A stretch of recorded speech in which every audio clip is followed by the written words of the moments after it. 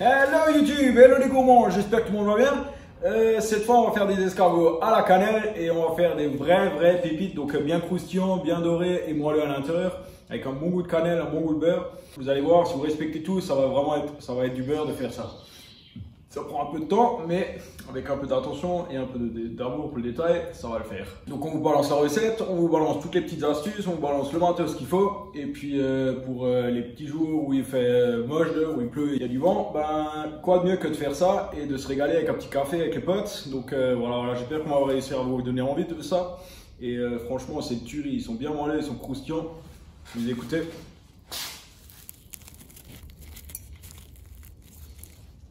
Vous entendez que c'est croustillant et moelleux à l'intérieur, donc franchement c'est une tuerie, c'est vraiment une dinguerie. Avec les potes vous allez vous régaler. Allez hop, c'est parti, on commence. C'est parti. Donc la base, bah, qu'est-ce qu'il nous faut pour les ingrédients? On a donc 500 g de farine T55, 65 g de sucre semoule, 6 g de sel, 3 g de cardamome, un œuf, 23 g de levure, donc pour moi de la levure sèche, sinon il faut prendre de la levure boulangère et pratiquement le double de quantité, donc environ 40 g, 220 g de lait et 80 g de beurre. Ça ce sera donc pour la pâte, et ensuite pour la garniture, donc la pâte à tartiner, ce sera 100 g de beurre, donc à température ambiante, donc consistance pommade, 40 g de sucre, semoule encore, 8 g de cannelle, et bien le remuer et la bonne consistance pour bien pouvoir tartiner. Ensuite, avant d'enfourner, il faut bien faire une dorure. Donc ça, c'est un œuf et du lait ou de la crème entière au choix. Voilà. Donc ça, c'était pour les ingrédients. Après, qu'est-ce qui est important de respecter? Comme toujours, bien respecter le dosage, bien les quantités de chaque ingrédient. Il faut respecter la température. Donc pour que la pâte lève, il faut une bonne température, donc une température ambiante. Et respecter le temps de pousse. Donc le temps de pousse, c'est le temps de levage pour que la pâte elle lève, elle gonfle, elle peut bien s'aérer. Donc ça il faut respecter. Et ensuite quand vous travaillez la pâte, s'il fait trop chaud chez vous, la pâte elle va être plutôt collante et vous allez un peu galérer à procéder, à étaler, et à tartiner, à décoller et à enrouler. Donc lors du travail de la pâte, ensuite donc quand vous l'étalerez et quand vous badigeonnerez tout ça et enrouler, je vous conseille de vous mettre plutôt au frais. Donc moi ma table est bien fraîche ici, et bien froide, donc bien sûr on est encore en hiver, donc forcément c'est plus simple. Chez vous en été, quand il fera 35 degrés, ça va être compliqué. Ce que vous pouvez faire, vous pouvez mettre votre pâte après le temps de levage, vous pouvez la foutre au frigo, peut-être même au congèle, mais sans la congeler bien sûr. Et ça vous aidera clairement pour qu'elle accroche moins et elle sera beaucoup plus facile à travailler. Voilà, ça c'était pour la petite astuce. On va commencer avec les ustensiles. Donc je vous conseille un petit comme ça là, pour couper. Donc vous pouvez aussi utiliser la version plastique comme ça quoi. Donc une petite raclette comme ça là, c'est pratique pour gratter le fond de votre bol ou pour couper les morceaux. Après vous pouvez prendre un couteau, vous pouvez prendre une corde métallique ou une ficelle pour couper aussi, ça marche aussi. Moi je fais avec ma petite raclette là comme ça. Après une petite cuillère bien sûr, voilà. Après, on va gratter le fond aussi et pour étaler ensuite, parce que ça c'est bien mou, je vous conseille une petite maryse, donc la petite raclette là, la petite spatule là, pour bien étaler ensuite. Après la préparation sur la pâte, je vous conseille une petite maryse. Et bien sûr aussi un pinceau pour badigeonner après la dorure. Donc pour les filles, vous avez peut-être un pinceau comme ça, et pour les gars, il est indispensable, donc vraiment je précise, indispensable qu'il soit rose le pinceau, sinon ça marche pas. Et malheureusement je l'ai plus, il était en rupture de stock, je voulais encore un avec des fleurs, malheureusement voilà, donc j'ai que un rose. Donc si vous avez la chance de trouver un pinceau rose avec des fleurs, là vous êtes au top. Voilà.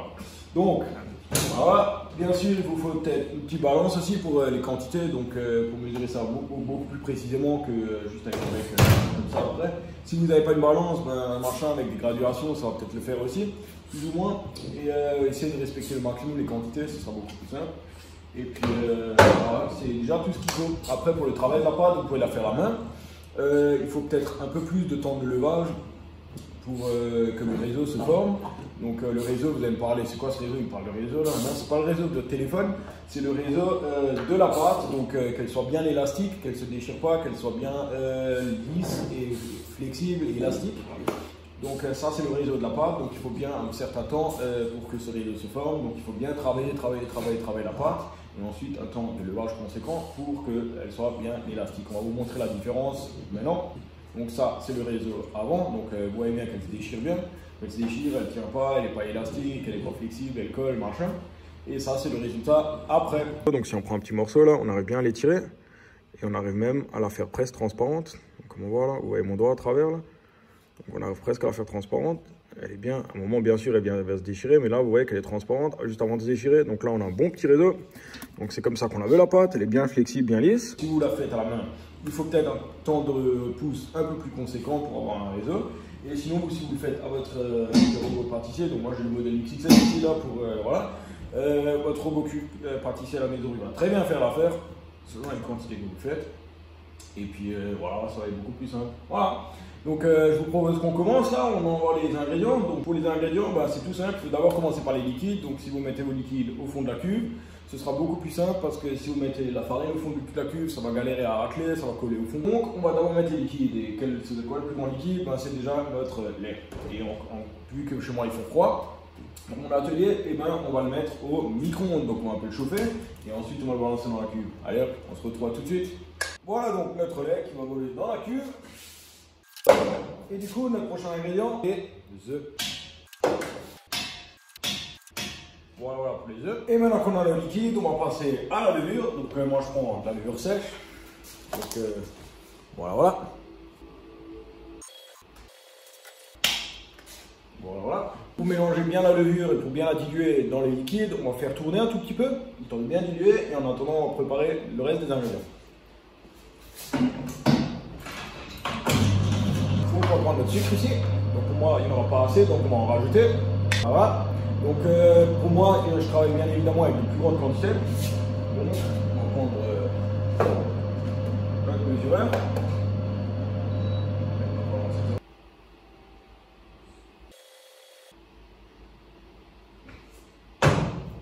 Bien évidemment, moi je travaille avec de plus grandes quantités que la recette qu'on vous partage à vous. On peut passer à notre petite pincée de sel. Donc, ensuite, qu'est-ce qu'il nous manque? Il nous manque notre cannelle. Voilà donc pour notre cannelle. Et du coup, la farine, il faut aussi la rajouter. Donc d'abord, on va faire tout bien un petit coup. Histoire de bien tuer ça. Et on va préparer notre farine. Donc la farine, cette grande boîte là.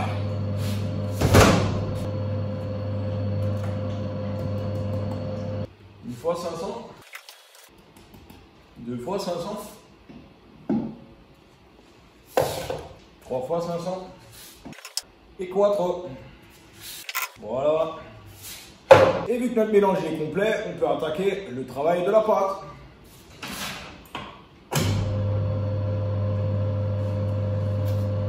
Donc en attendant, on va le mettre sur vitesse 1, histoire de mélanger ça tranquillement. Et si vous avez fait attention, on a oublié le beurre. Et pourquoi on a oublié le beurre? Pas parce que je suis tête d'œuf, parce que le beurre on met à la fin pour que le réseau il se constitue bien. Si on met le beurre tout de suite, donc ça dépend de la quantité, là on met quand même une grande quantité de beurre. Donc si on met le beurre tout de suite, ça empêche le réseau de bien se former, donc ce sera un mélange vachement gras. Et ça empêchera le réseau de se former, donc on met le réseau, on met la pâte, donc on met le beurre. Une fois que le réseau est bien formé, on ajoutera le beurre. Et ça permettra de fermer une pâte beaucoup plus élastique. Et ça va faire un meilleur résultat. Voilà. Donc maintenant on attend 5 bonnes minutes pour que la pâte elle travaille bien, qu'elle soit bien mélangée, et ensuite on va lui donner 10 minutes à vitesse 2, et histoire que le mélange se fait bien, pour qu'on met en arrière la pâte, on l'étire, on la malaxe, on la travaille bien, et alors on aura une bonne pâte avec un bon réseau. Allez hop, on observe ça ensemble. En attendant, on va préparer notre petit beurre ici. Donc si maintenant on prend comme ça là, c'est un gros cube, il est bien dur. Si on met la pâte, ben, ça fait un gros cube, ça va foutre le bordel, ça va pas bien se mélanger. Du coup, qu'est-ce qu'on va faire? On va le mettre en plus petits morceaux. On va le mettre dans un petit récipient ici, on va le balancer au micro-ondes. Donc selon votre micro-ondes, ça se sera à vous de trouver le feeling. Ce sera aux alentours des 1 minute, un peu plus, un peu moins, selon la puissance de votre micro-ondes. Et ce que je vous conseille en fait, Si vous avez un robot pâtissier pas trop puissant, vous pouvez le faire liquide, donc ce sera bien plus simple à le travailler ou à l'incorporer. Si vous le laissez trop dur, ça va faire des grumeaux, ça va prendre beaucoup de temps à remuer et à l'incorporer. Et si vous le faites liquide, vous pouvez l'ajouter et ça va bien se mélanger rapidement. L'inconvénient, c'est que ça risque d'éclabousser partout, donc mettez vraiment la vitesse la plus lente pour bien l'incorporer tranquillement. Donc moi je vais le faire pommade, donc je vais le faire plutôt genre consistance crème comme ça pour qu'il est bien mou, sans qu'il est trop liquide, parce qu'il est trop liquide, comme dit, ça va éclabousser, ça va foutre partout, et ça va faire de grosses cochonneries, il faudra nettoyer toute la cuisine. Donc qu'est-ce qu'on fait? On va faire un peu pommade pour nous. Donc on va le balancer le micro-ondes, le gros bloc là, allez, on va rajouter notre beurre à la préparation, tranquillement, et on va le mélanger.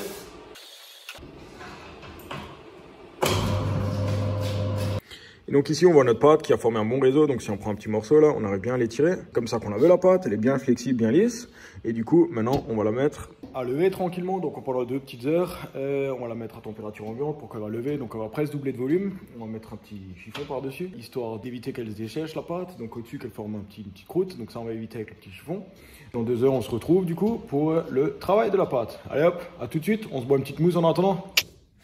Et voilà que les 2 heures sont passées et du coup on obtient ça. Donc on voit bien que ça a bien presque doublé de volume, ça a bien augmenté de volume, et bien aéré, donc ça amortit bien. Ça maintenant on va le diviser, on va l'étaler sur notre plan de travail, on va bien le diviser en 2 parties du coup pour moi. Donc moi je travaille avec des beaucoup plus grandes quantités et on va l'étaler.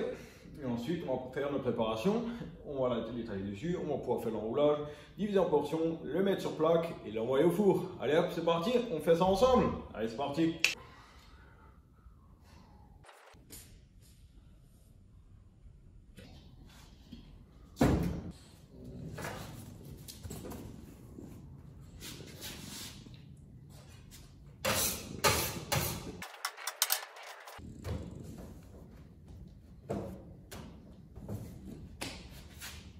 Voilà, la bonne pâte qu'on a obtenue. Du coup, celle-là, on va la diviser en 2 pour faire 2 fois une pâte.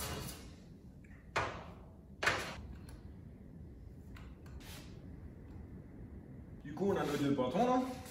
On va le mettre de côté.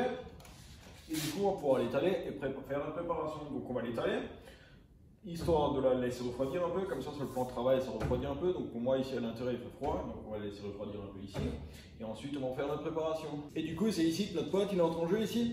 Donc, avec ça, on va étaler notre pâte. On va la pâte à la main un peu, grosso modo. Voilà. Tac.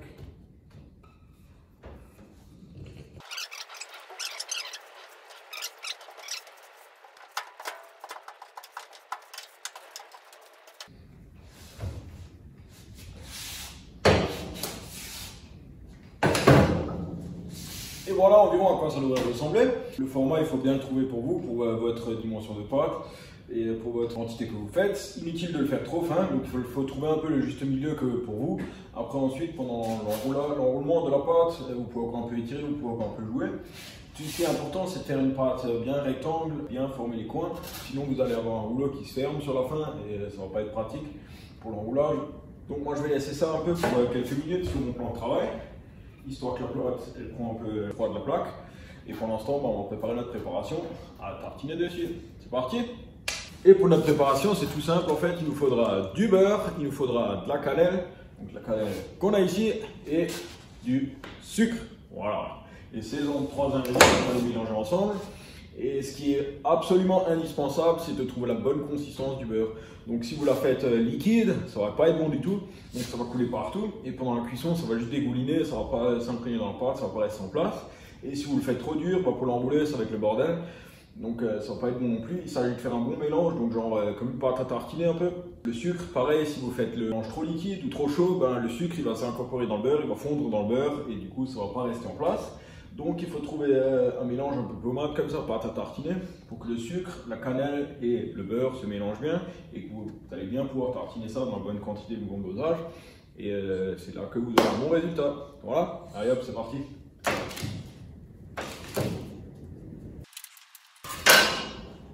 Donc là on a déjà fait notre beurre, donc ça on va le faire tourner au micro-ondes pour quelques instants. Et donc voilà notre beurre. Donc à première vue il est toujours encore en forme de cube. Ce qu'il faut c'est qu'il soit bien mou.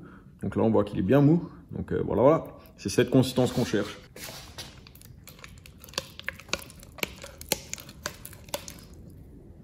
Vous voyez bien que ça se tartine bien. Et c'est cette consistance-là qu'on cherche. Une bonne consistance à tartiner. Voilà, c'est ça ce qu'on cherche. Voilà. Et pour la cannelle, il nous faut 8 grammes. Voilà, 1 x 4. Donc voilà le mélange, et maintenant il s'agit de bien le remuer.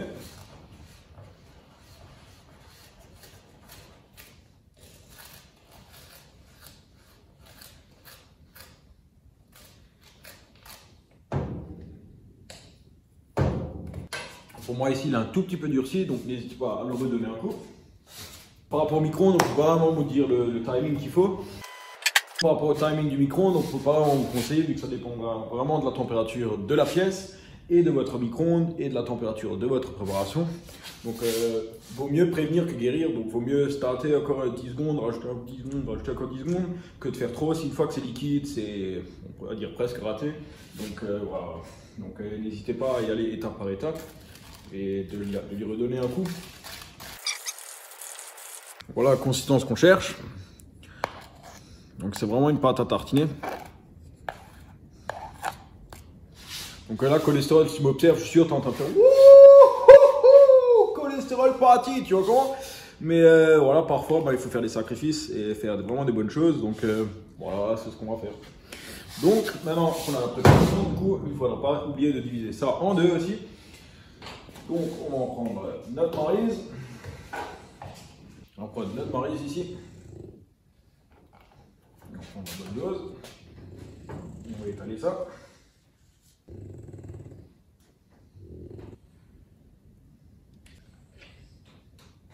Donc voilà, on a pris la moitié. On va bien étaler uniformément tout ça sur notre pâte. Alors ici c'est un régal quand tu as le goût de la cannelle, tout ça dans le nez, le goût du beurre et tout, tu as tout de suite envie de dévorer le truc, mais malheureusement ici c'est pas encore bon. Donc il faudra encore un peu vous patienter.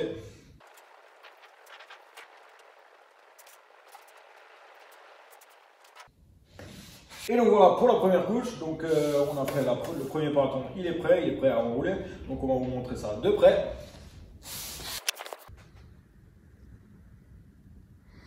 Voilà le résultat.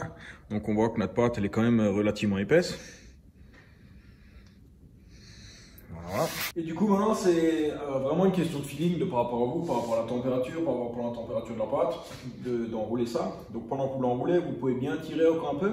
Vous pouvez bien le compresser, donc c'est indispensable. Il faut absolument éviter l'air dans la pâte. Donc quand tu couches, si vous avez l'air, ça ne va pas le faire.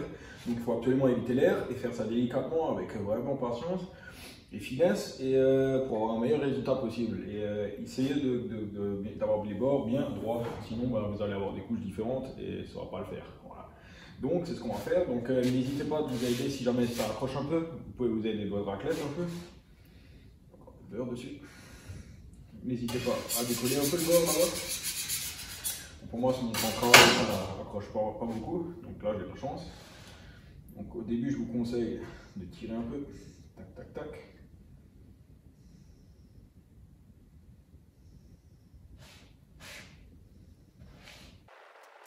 Là, la pâte, elle est un peu chaude, donc elle est un peu compliquée à travailler. Donc une fois qu'on l'a prémontée, et on peut commencer. Et du coup, ici, ça nous permet un peu de tricher, donc on peut un peu tirer. Si c'est un peu trop épais, on peut un peu tirer. Si c'est pas assez épais, on peut repousser ensemble. Et puis voilà. Donc là, on peut faire notre roulage. Si on veut ça accroche un peu, n'hésitez pas à prendre cette raclette. Donc pour les bords, n'hésitez pas à repiquer un petit coup. Selon le diamètre que vous avez obtenu, vous pouvez encore un peu tricher, vous pouvez encore un peu l'allonger en cas de besoin, sans la déchirer bien sûr. Vous pouvez encore un peu l'allonger, vous pouvez encore un peu la travailler. C'est maintenant le dernier moment, la dernière chance de tricher. Vous pouvez encore un peu jouer avec, avant qu'il ne soit trop tard. Et donc ici on a notre beau petit rouleau là, et maintenant il s'agit de le couper. Donc là on a différentes techniques, encore une fois. Donc moi, ma technique c'est avec ma spatule ici. Vous pouvez prendre un couteau, bien sûr, vous prenez un couteau qui coupe et faire des gestes rapides. Donc si vous coupez, vous allez faire un gros bordel. Mais sinon, il existe la technique de la ficelle, donc un fil de fer tout fin ou une ficelle toute fine, la ficelle à roulage, et de couper comme ça aussi. C'est aussi une possibilité. Et ce qu'on vous conseille, comme dit, que la pâte elle soit bien fraîche. Si la pâte elle est trop chaude, donc elle va coller, elle va être vraiment délicate à couper.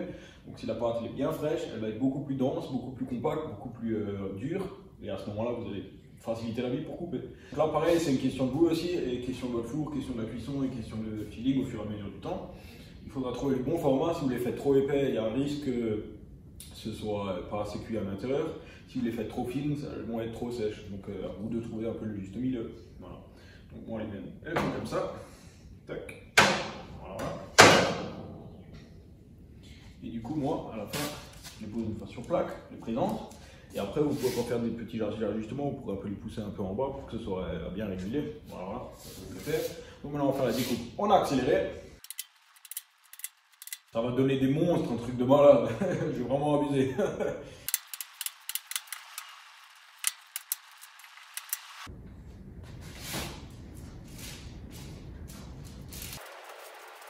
Voilà, notre première plaque elle est prête, donc j'ai vraiment fait des monstres. Clairement, j'ai pas assez de place sur ma plaque. Non, il faudrait même faire 4 plaques, mais j'en ai que 2, donc voilà. Ce qu'il faut vérifier, c'est vraiment qu'il y a le bon espace, parce que sinon ils vont coller ensemble. Donc chez moi, ils vont clairement coller ensemble, mais c'est pas si grave. Et que tout le monde a à peu près le même diamètre, enfin la même épaisseur, parce que si vous avez un comme ça et un comme ça, ben celui-là qui est petit va cramer, l'autre il va pas être cuit. Vous comprenez le togo. Ceux-là, on va les mettre à lever, donc pendant une bonne petite heure encore, on va les faire lever. Et ensuite, ben, on va pouvoir les renvoyer en cuisson. Allez hop, on fait la deuxième plaque.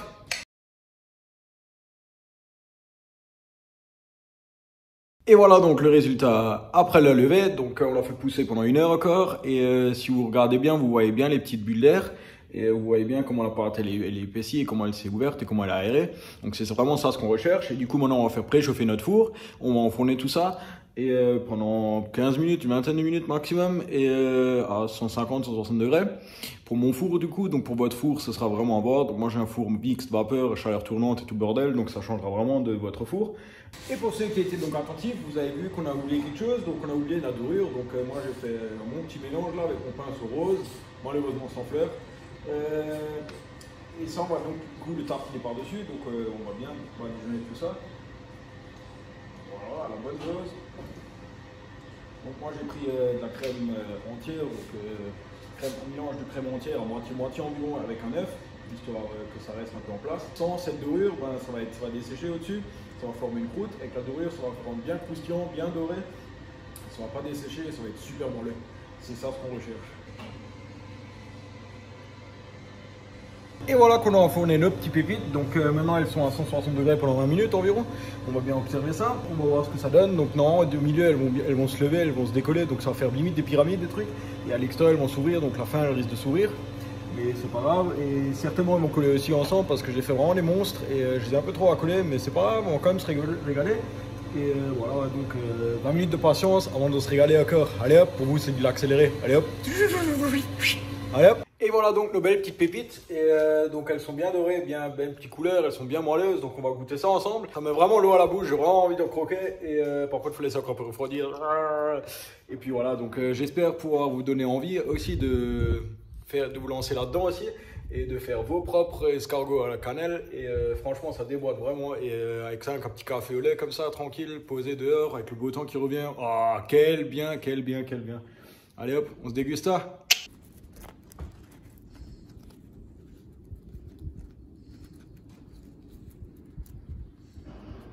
On voit que c'est bien moelleux.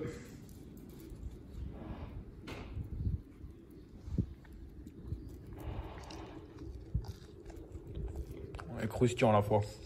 Avec le bon goût de beurre, ça défouraille. Bon, ouais, on va faire un petit café. Hein. J'espère qu'on a réussi à vous donner envie de faire ça aussi, vos propres escargots cannelle. C'est vraiment pas compliqué à faire, il faut juste respecter certains trucs. Donc moi la pâte elle était un peu chaude. Du travail, donc j'ai pas réussi à l'étaler vraiment, il fallait faire un tout petit peu plus fin que moi. Et alors ça réussit mieux, mais bon voilà, il y a des petits ajustements à faire. Ne ratez pas toutes les prochaines vidéos encore, donc les prochaines vidéos ça va être gaufres, et les vidéos d'avant aussi où on a fait brioche et du pain ensemble, des petits baguettes et tout. Donc ne ratez pas ces vidéos là, et puis on se dit à la prochaine. Hein. Allez hop, pour ceux qui veulent pas rien rater, abonnez-vous, partagez un max, on compte sur vous. Allez hop, ciao tout le monde, bonne continuation.